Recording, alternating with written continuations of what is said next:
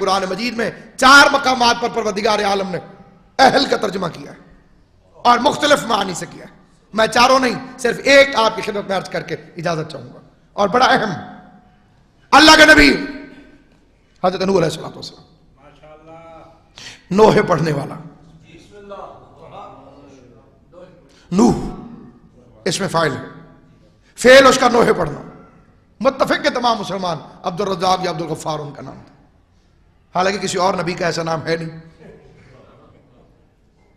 جتنے بھی انبیاء کا آپ نام دیکھیں وہ ایک ہی نام ہوگا، نوح، عیسیٰ، موسیٰ، ابراہیم، اسماعیل. لاحق کے سابقے جو ہیں وہ ان کے ناموں کے ساتھ، سیاق و اسباق کے ساتھ کسی کا نام نہیں. اور یہی وہ دلیل تھی کہ جو مبلغ اعظم نے جھوٹے نبی کو کہا تھا کہ تو غلام احمد، یہ کیسا نام ہے نبیوں کا. اور فرمایا نہیں، تیرا جو نام مرزا غلام احمد، تو کیسے نبی ہو سکتا ہے؟ یہ ایک دلیل کے طور پر نوح پڑھتے ہیں، امت کے مظالم کے خلاف پروٹیسٹ کرتے ہیں. امت پتھر مارتی، 1400 سالہ 4000 سالہ تاریخی آدمیت کا مزاج سمجھ میں آ گیا کہ نوح پڑھنا سنت انبیاء ہے، اور نوح پڑھنے والوں کو پتھر مارنا مشرکین کی عادت ہے.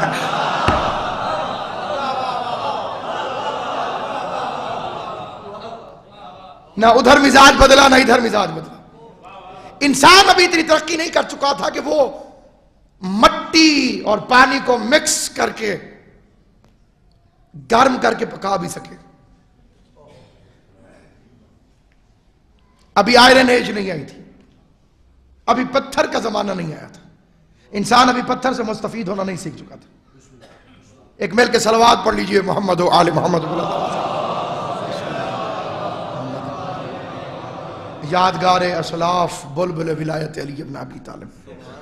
میں بھائی کو خوش آمدید کہتا ہوں. امام حسین علیہ السلام ان کی عزت اور عظمت میں مزید اضافہ فرمائے.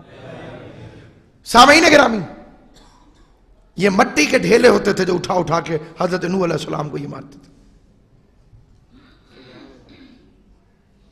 یہ اگلا فقرہ یوں سمجھ لیجئے گا کہ تقریباً امتحان ہے.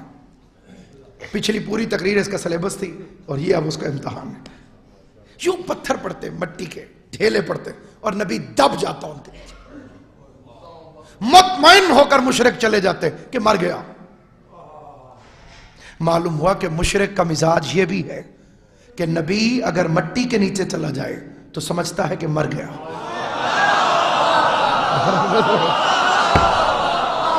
جو فرمایا نہیں فرمایا. تب جو بھی مٹی کے نیچے گئے ہوئے نبی کو مردہ سمجھے وہ نوح ہو کے محمد مصطفیٰ.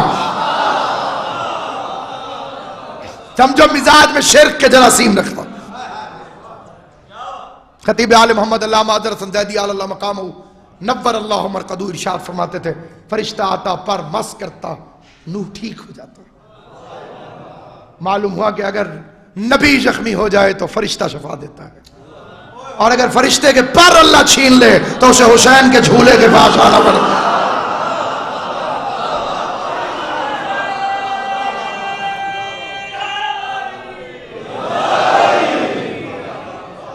امت کے کرتوتوں سے پریشان ہو کر حضرت نوح علیہ السلام نے پروردگار عالم کی بارگاہ میں ارشاد کر دیا، رب لا تذر علی الارض من الکافرین دیارا. ختم کر دے مالک نے. The end. ہر نبی نے ہاتھ اٹھائے، ہر نبی نے. بس میں سمجھا چکا، انہیں سمجھ نہیں آئی. میری دلیلیں اب ختم ہو گئی، اب عذاب بھیج. ایک ہی نبی تھا جس نے بد دعا کے لیے ہاتھ نہیں اٹھائے، اور اس کی بد دعا نہ کرنے کی علت کا نام ہے وجود علی ابن ابی طالب. اب اللہ کرے میں یہ فکرہ سمجھا سکوں. بھئی نوح، عیسیٰ، موسیٰ، ابراہیم یہ بد دعا اس لیے کرتے تھے کہ اب سمجھانے کے لیے ان کے پاس کچھ باقی نہیں رہتا تھا. محمد امت کو ہلاک کیوں کرے؟ ابھی علی سمجھائے گا، پھر حسن سمجھائے گا، پھر حسین سمجھائے گا، پھر مہدی سمجھائے گا. اور جو مہدی کی آواز کو بھی نہیں سمجھے گا پھر اس پر عذاب بن کر قیامت نازل ہو جائے گی. اس لیے بد دعا نہیں کی حضور علیہ الصلوۃ والسلام نے کہ ابھی پورا امامت اور ولایت کا سسٹم باقی، اور سسٹم کے ہوتے ہوئے حضور علیہ السلام کیسے بد دعا کرتے؟ اسی سسٹم ہی کا تو تعارف ہے کہ غدیر کے منبر پر جاتے ہوئے محمد نے آتے ہوئے محمد کا بازو پکڑ کر دیا تاکہ تسلسل محمدیت کو دنیا کو دکھا دے۔ علی تسلسل محمدیت ہے، منصب کا شریک نہیں، کار کا شریک، کار رسالت کا شریک۔ عذاب بھیج، اللہ نے کھجوریں بھیج دی۔ مالک میں عذاب مانگتا ہوں تو کھجوریں بھیجتا ہے۔ فرمانو کھجوریں کھا، گٹھلیاں اکٹھی کر، گٹھلیاں بو دے، درخت بڑے ہو جائیں گے، اسے کاٹنا، پھٹے بنانا، کشتی بنانا، عذاب بھیج دوں گا۔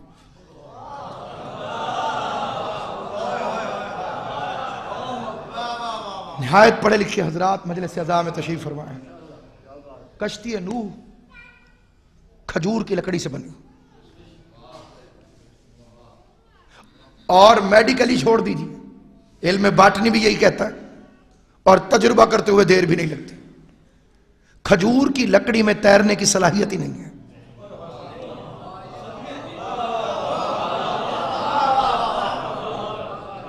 کھجور کی لکڑی لیجیے نا، اسے پانی میں رکھیے، ڈوب جائے گا۔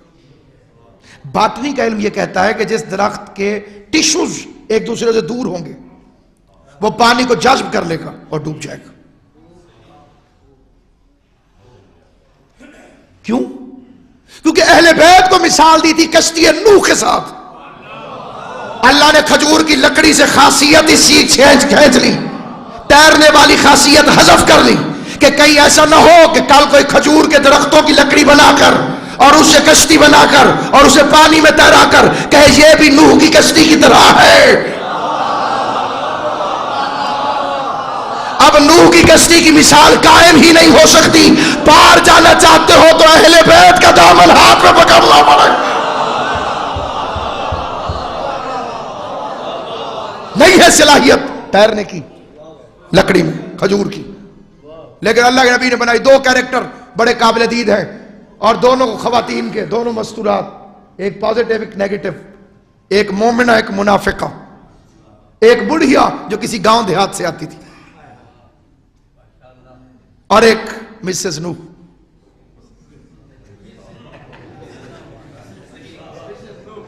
حضرت نوح علیہ السلام کی زوجہ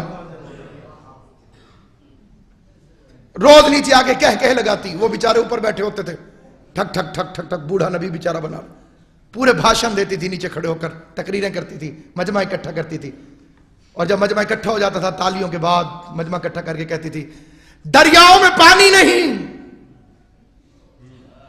ندی میں لہریں نہیں، آسمان پہ بادل نہیں، بڈھا کشتی بنا رہا،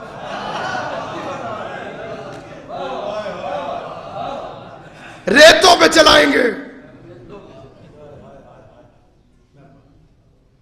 میں اگر سادے لفظوں میں یہ فکرے کہوں تو بغیر تردید کے خوف کے اور بغیر زندگی کے خوف کے میں اس منبر کی مقدس کی عزت کی قسم کھا کے کہتا ہوں، یہ جو مسز نوح تھی آپ ایسے سمجھ لیجئے کہ یہ ڈھکو گروپ سے تعلق رکھنے والی تھی، جو حجت کے اختیارات کا انکار کرے تو جائے گا۔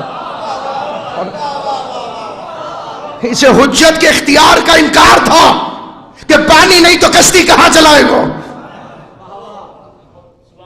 اور ایک بڑھیا وہ دیہات سے آتی تھی، گٹھڑی اٹھا کر نیچے بیٹھ جاتی تھی، حالانکہ دیکھتی تھی کہ کشتی بھی پوری تیار نہیں ہوئی اور خشک ندیاں اسے بھی نظر آ رہی تھیں، لیکن ایسے بیٹھتی تھی کہ جیسے ابھی سوار ہونا ہو۔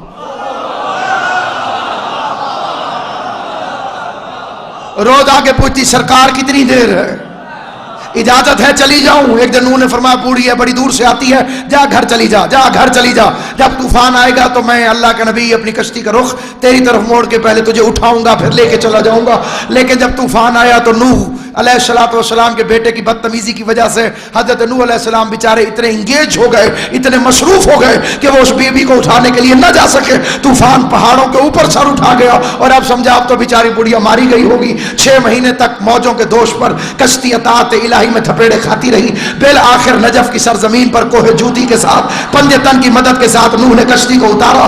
पानी उतरने के बाद कश्ती उतरी, नूह उतरे और जब वापस गुजरे तो एक रोज उस तरफ से गुजरे, बुढ़िया की तरफ अफसोस करने के लिए अपनी निगाहों को उठाना चाहते थे। क्या देखते हैं कि झोंपड़ी है, साथ में चूल्हा है, आग रोशन है, बुढ़िया बैठकर रोटियां पका रही है। हुज्जत खुदा को आता देखा, दौड़ के गठड़ी उठा ली, तवे पे रोटी छोड़ दी, भागी, चले।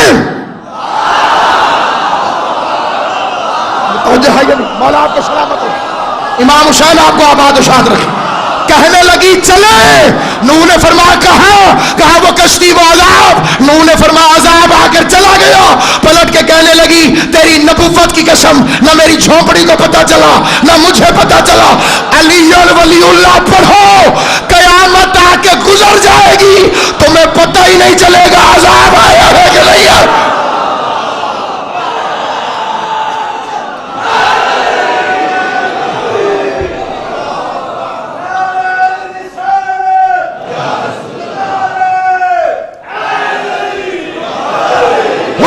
खुदा पर हुज्जत खुदा पर ईमान परेशानियों को टाल देता है, दुखों को टाल देता है। अगर यकीन हो अल्लाह की हुज्जत पर, बुलाते रहे आ जाओ आ जाओ।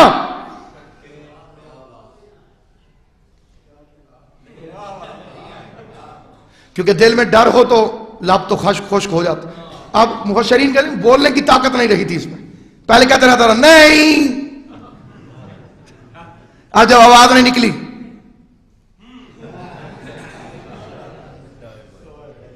अल्लाह और रसूल और नबी अपने सामने ऐसे करने वालों का जो हशर करते हैं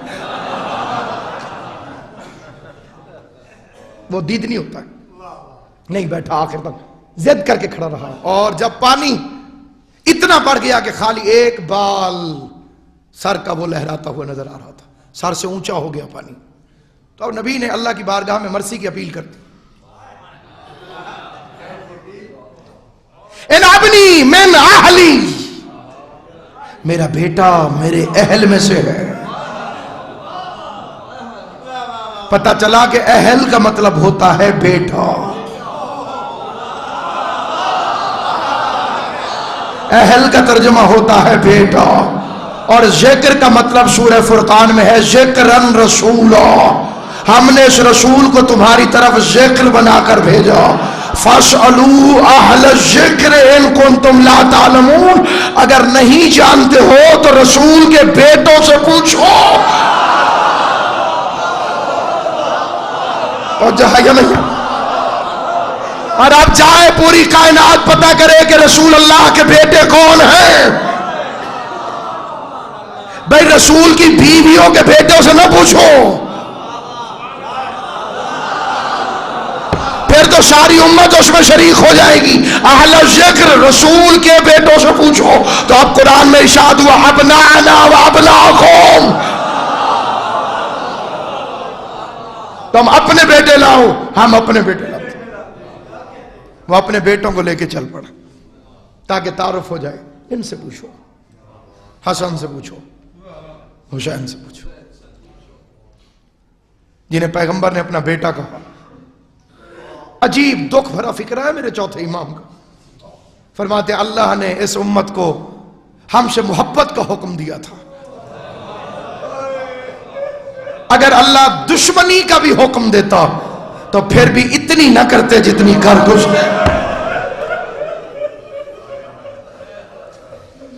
अजरुकुम अल्लाह, खुदा बानिया ने मजलिस की मेहनत कबूल।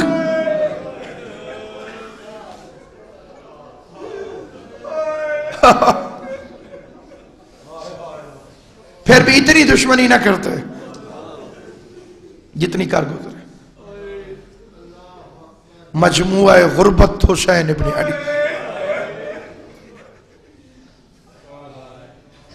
محروم مسرت حسین ابن علی.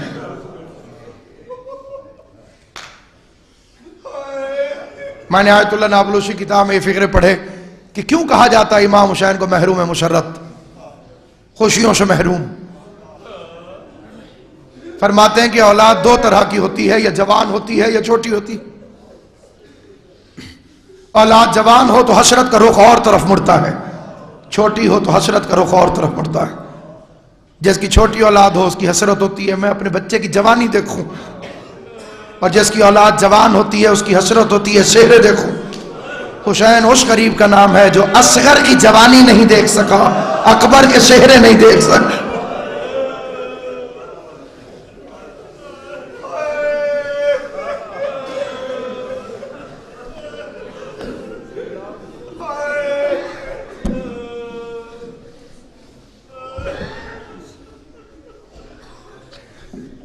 بھائی تشریف فرمائے، میں زیادہ دیر اپنے چھوٹے بھائی کو زحمت نہیں دوں گا، مختصراً دو جملے عرض کرنا چاہتا ہوں. حسین اس غریب کا نام ہے جو علی اصغر کی جوانی نہیں دیکھ سکا، علی اکبر کے چہرے نہیں دیکھ سکا. 53واں خطبہ دیا ہے میرے مولا نے کربلا کے میدان میں افواج یزید کے سامنے. 53 خطبے دیے. آج اختلاف ہے کہ لشکر یزید کی تعداد کتنی تھی. محتاط علماء نے اس کے لیے بڑے اچھے اچھے فکرے استعمال کیے. مثلا میں نے قبلہ نکن صاحب کے کتابوں میں جب فکرہ پڑھا تو سرکار علامہ سید علی نقی و نکن وہ کمال احتیاط سے ایک فکرہ کہتے تھے، کافی تعداد میں لشکر تھا، کافی تعداد میں لشکر تھا. ایک فکرہ قبلہ میں عرض کرتا ہوں، میری طالب علمانہ کوتاہ دامنی کی طرف مت جائیے گا. اگر یہ فکرہ کسی قابل ہو تو میں اپنے بزرگوں سے دعا کے التماس کرتا ہوں. کتنا تھا لشکر یزید؟ دنیا کا قانون جنگ پڑھیے اور جنگ کی نفسیات پڑھیے. اہم ترین جنگ وہ ہوتی ہے جس میں کمانڈر ان چیف خود آ جائے. یزید کی فوج میں اس وقت تک کمانڈر ان چیف 9 محرم کو کربلا پہنچ گیا، اور کمانڈر کا بنفس نفیس وہاں پہنچ جانا، چیف کا بنفس نفیس میدان جنگ میں پہنچ جانا اس بات کی دلیل ہوتا ہے کہ پوری فوج کو جھونک دیا گیا.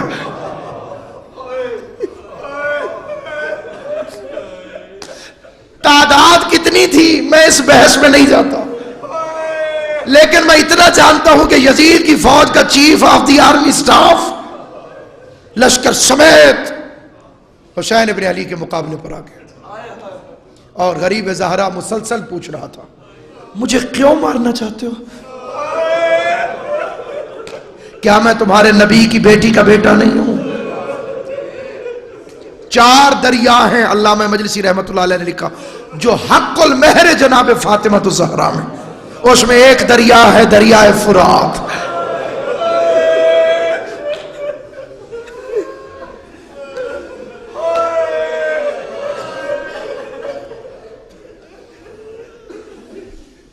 خدا بند سخن میر انیس علیہ رحمہ اپنے مرثیے میں ارشاد فرماتے ہیں کہ جو مہر فاطمہ میں ہے یہ وہ فرات ہے، گرمی میں قرب نہر کا آب حیات ہے.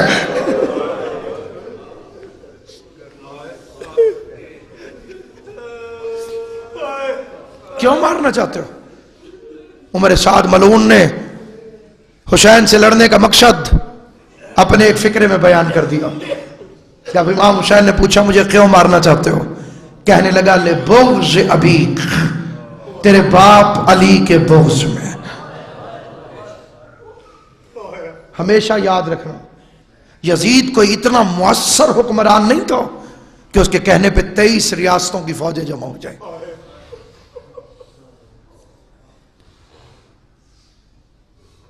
خدا کی قسم کربلا کی تاریخ اور وہ لمحے اور آئمہ کے فرامین پڑھ کے دیکھ لینا، پھر تمہیں پتہ چلے گا کہ آدھے سے زیادہ لشکر علی کی ولایت کے بغض میں جمع ہوا تھا، دشمنی علی میں جمع ہوا تھا۔ جنگوں کو بکھیر دو تو بدر ہے، احد ہے، خندق ہے، حنین ہے، سمیٹ دو تو اکیلی کربلا۔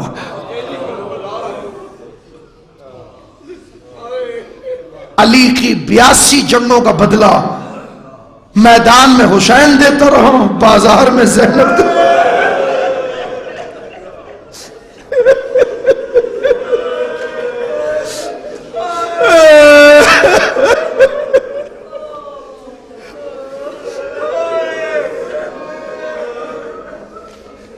اس لیے تو غازی عباس کہہ رہے تھے اپنی بہن رقیہ سے، رقیہ جب شام کا بازار آئے تو کہنا میں علی کی بیٹی ہوں، یہ فاطمہ کی بیٹی۔ تم نے اگر علی سے دشمنی لینی ہے تو رقیہ کو پتھر مارو، فاطمہ کی بیٹی ہو کیوں مار رہے؟ اجرکم علی اللہ، اجرکم علی اللہ، جعلکم اللہ من الباق۔ ہر آنکھ خدا کی قسم نہیں رو سکتی۔ آپ جنازوں میں جا کے دیکھیے، 10-10 ہزار کا مجمع ہو، سارے نہیں روتے ہیں، کوئی حیران ہو کے دیکھتا ہے، کوئی موٹر سائیکل پہ بیٹھ کے پہلے نکل گیا، کوئی سائے کی تلاش میں، کوئی گاڑیوں کی تلاش میں، کوئی ذرا سا جنازہ آگے گیا تو پیچھے سے نکل گیا، لیکن 2-4 ہوتے ہیں جو کبھی روتے ہوئے ادھر، کبھی روتے ہوئے ادھر۔ اجنبی بندے کو پوچھنا پڑ جاتا ہے یہ کیا لگتا تھا، یہ کیا لگتا تھا، یہ کیا لگتا تھا۔ فرزند زہرا کو ایسے رویا کر کہ فرشتے رسول اللہ سے پوچھے یا رسول اللہ یہ ماتم کر کے رونے والا آپ کا کیا لگتا تھا، یہ دھاڑے مار کے رونے والا آپ کا کیا لگتا تھا۔ اس لیے کہ عزاداری امام مظلوم میں اگر میں اور آپ نہیں روئیں گے تو میرے حیران ہو کے بیٹھنے والے بھائی کبھی تنہائی میں جا کے سوچو کون روئے گا حسین غریب کو، کون ماتم کرے گا اس غریب کا کہ جس کے رونے والا کوئی نہ تھا، کہ شہادت کے بعد جس کے لاش اطہر کو لوٹ لیا گیا۔ خدا لعنت کرے خالد ابن اسود پر، یہ حسین کے نالین اتار کر لے گیا۔ اللہ لعنت کرے اسحاق ابن اشعث پر، اس نے غریب زہرا کی قمیص اتارنا چاہیے، یہ کٹی ہوئی گردن سے آواز آئی حیا کر، کل میری لاش میں میری بہنوں نے آنا ہے، میرے جسم کو برہنہ نہ کر۔ یا خدا لعنت کرے بجدل ابن سلیم پر، اس نے حسین کی انگوٹھی اتار لی۔ ارباب عزا کیا آپ تک میرا فکرہ پہنچا؟ کیا بزرگوں نے دل میں نہ سوچا ہوگا کہ صرف انگلی نہیں اتاری کیونکہ انگلی متورم ہو گئی تھی، اتارنے کی کوشش کرتا رہا، اور جب انگوٹھی نہ اتری تو یہ ایک پتھر اٹھا کے لے آیا، حسین کا ہاتھ پتھر کے اوپر رکھا، خنجر کا وار کیا، انگلی بھی لے گیا۔ مرحبا مرحبا، اجرکم علی اللہ، اجرکم علی اللہ، جعلکم اللہ من الباقین۔ مولا میرا آپ کا شمار رونے رلانے والوں میں کرے، خدا قیامت والے دن ہمیں امام حسین کے عزاداروں میں مشہور کرے۔ ایک ملعون ہے جس کا نام ہے اخناس، یہ وہ ملعون ہے جس نے حسین ابن علی کا امامہ لوٹ لیا، امامہ لوٹ کے کوفہ پہنچا۔ عمر شاد نے اعلان کیا کہ جس کے پاس غریب کی کوئی لوٹی ہوئی چیز ہے وہ آج لے کے اپنے گھر چلا جائے، کیونکہ رات بہت زیادہ ہو گئی ہے، کل صبح کو دربار میں آنا، جتنی قیمتی چیز ہوگی اتنا قیمتی انعام دیا جائے گا۔ یہ گھر گیا، اس نے صندوق میں امامے کو رکھا، خود بستر پہ سو گیا۔ بیوی مومنہ تھی، خوشبو سے گھر کو معطر دیکھا، آسمان سے ستاروں کو اترتے دیکھا، تلاش میں نکلی، حسین کا امامہ ملا، امامے کو دیکھ کے رونے لگی، صرف دیکھا کہ میں اکیلی نہیں رو رہی، کوئی اور بھی ساتھ رو رہا ہے۔ دوڑ کر اندر آئی، شوہر کو جگایا، کہا کسے مار کر آیا ہے؟ یہ کمینہ کہتے باغی تھا، کہتی ہے بکواس نہ کر، باغی تھا تو محمد کی بیٹی کیوں رو رہی ہے ہمارے گھر؟ اجرکم علی اللہ، اجرکم علی اللہ، اجرکم علی اللہ۔ اگر یہ باغی تھا تو محمد کی بیٹی ہمارے گھر میں کیوں رو رہی ہے؟ سیدہ کا نام آیا، صاحبان مقاتل لکھتے ڈر گیا، ڈرنے کے بعد اس نے امامہ اٹھایا، امامہ اٹھا کے جنگل کی طرف نکل گیا۔ رات کا وقت، جنگل، کوفے کا جنگل، 2 سال تک جنگل میں بھٹکتا رہا، دیوانگی ہو گئی سے بھٹکتا رہا. 2 سال بعد لقمہ اجل بنا، ہلاک ہوا، امامہ مٹی پہ پڑا رہا. 1 سال تک جنگل میں امامہ پڑا رہا.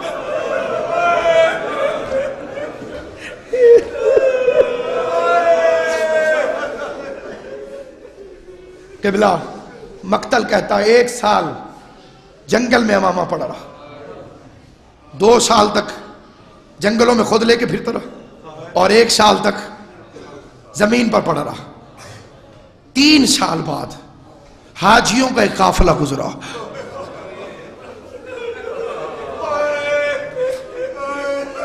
جنگل کو خوشبوؤں سے معطر دیکھا.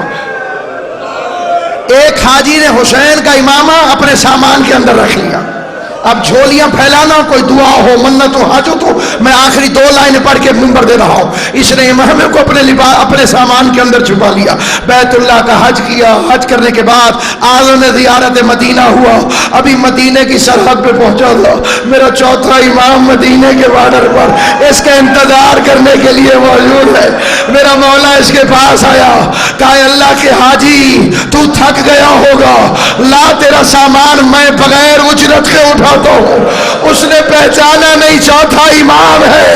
اس نے سامان زین العابدین کو دے دیا. پورا رستہ دیکھتا آیا کہ مولا کبھی سامان کو آنکھوں سے لگاتے ہیں، کبھی میرا مولا آئے، کبھی میرا مولا سینے سے لگاتا ہے. رونا نہ آئے تو نظریں جھکا لے لو، گناہوں کی معافی مانگا کرو اگر رونا نہ آئے. کبھی میرا مولا سامان چومتا ہے، کبھی سر پہ اٹھاتا ہے. روضہ رسول میں پہنچے، حاجی مولا کے پاس آیا، اے بندہ خدا تیرے گریے سے مجھے خوف آتا ہے. جو تو نے میرا سامان اٹھایا، جب تک اجرت نہیں لے گا میں تجھے معاف نہیں کروں گا. امام نے فرمایا پھر اجرت میری مرضی کی دے دے. کہ جو جی چاہے میں، کہ اپنے سامان میں سے وہ دے دے جو میرا سامان ہے. اس نے کہا بندہ خدا ماتم کرو نا، ماتم کر کے مرحبا مرحبا مرحبا اجرکم علی اللہ. امام رضا فرماتے ہیں قیامت والے دن ہر آنکھ روئے گی، لیکن وہ آنکھ نہیں روئے گی جو ابھی عبداللہ حسین کو روئی. میرے مولا نے فرمایا جو میرا سامان تیرے سامان میں ہے وہ سامان مجھے دے دے. امام نے امامہ لیا. اب یہ جملہ میں پڑھوں گا لیکن شاید ہے کہ کوئی محسوس کرے کہ یتیم حسین ابن علی نے 3 سال کے بعد اپنے بابا کے خون سے بھرا ہوا امامہ اٹھایا. حسین ابن علی کا امامہ لے کے زین العابدین نے شریعت کے دے میں قدم رکھا. زینب نے مصلی چھوڑا، کلثوم نے حجرہ چھوڑا، رباب نے دھوپ چھوڑی. ہر بی بی امامے کو چومتی جاتی تھی اور بوسے دے دے کے کہتی تھی واہ غریبا، واہ مظلومہ، واہ حسینہ. یا ایک مرتبہ زینب عالیہ آگے بڑھی، بھائی کا امامہ لیا، بی بی نے امامے کو کھولا. بیچ میں تلواروں کے زخم، نیزوں کے زخم، تیر لگے ہوئے. اپنے بھائی کا امامہ اٹھا کر فاطمہ کی بیٹی قبر رسول اللہ پہ آئی، امامے کو کھولا، رسول کی قبر پہ ڈالا. رسول کی قبر میں زلزلہ آیا. آواز آئی زینب امامہ اٹھا لے، مجھ سے برداشت نہیں ہوتا. بی بی نے رو کے کہا نانا مرد ہو کر 3 سال بعد امامہ برداشت نہیں ہوا. میں 70 قدم پہ کھڑی تھی. جالسا شمر علی صدرہی، شمر کمینہ میرے بھائی کے سینے پر سوار ہو کر بیٹھا ہوا تھا اور میں کہہ رہی تھی نانا آپ پر ملائکہ نے درود بھیجا، یہ آپ کا نواسا حسین